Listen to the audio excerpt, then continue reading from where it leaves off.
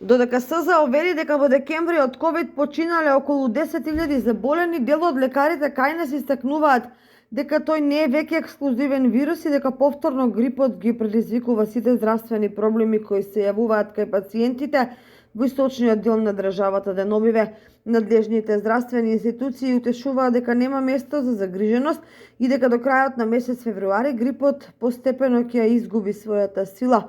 При тоа вакцинацијата и општите мерки за заштита треба да продолжат да се применуваат. И претходно, но во последните 2-3 седмици, пациентите поинтензивно на лекар доаѓаат со течење на нос, сува кашница, зголемена телесна температура, болки во зглобовите, главоболки и силна малаксаност, што се должи на влијанието на некој вирус, но не е бактериско заболување.